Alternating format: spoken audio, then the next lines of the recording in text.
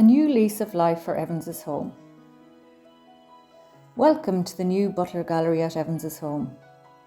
The completion of this restoration project by Kilkenny County Council in collaboration with the Butler Gallery adds yet another example of the adaptive reuse of an historic building. Evans's home or asylum was founded in 1818 on the site of a military barracks and former 13th century Augustinian priory. The building as an architectural landmark was largely hidden from view at the end of Barrack Lane, and many only became aware of its existence when the main construction works began in June 2018.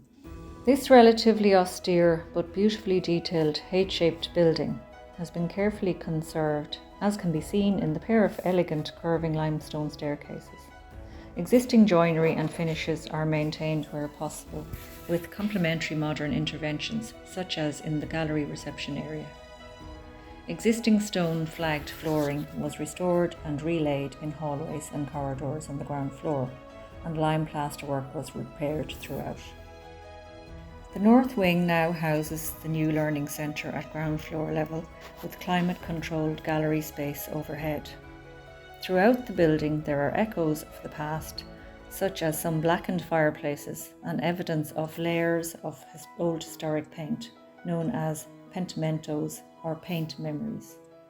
The transition between the old building and new addition is marked by an interpretation room, which leads into the accessible vertical circulation route and toilets designed to universal standards.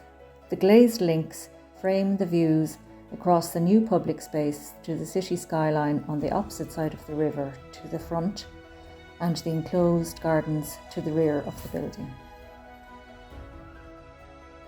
The new concrete metal-clad addition comprises two small two-storey boxes, and its form and materials simultaneously in contrast and complementary to the original stone building.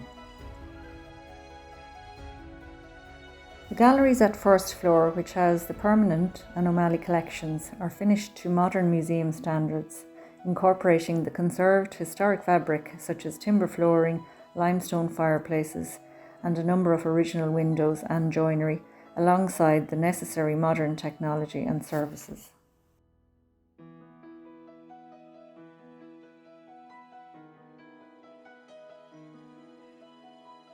The cafe, which is centrally located in the building, just off reception, is also the gateway to the main gallery in the south wing.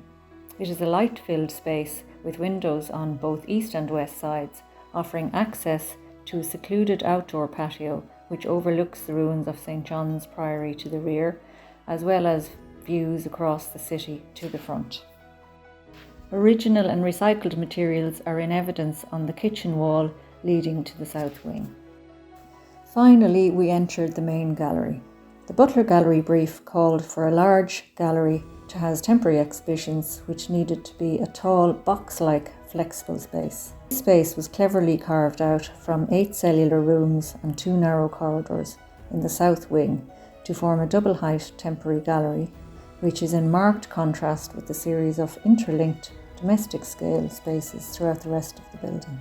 The ruins of the late medieval St. John's Priory and early 19th century First Fruits Church of Ireland church form a spectacular backdrop to the new cafe patio and sculpture garden.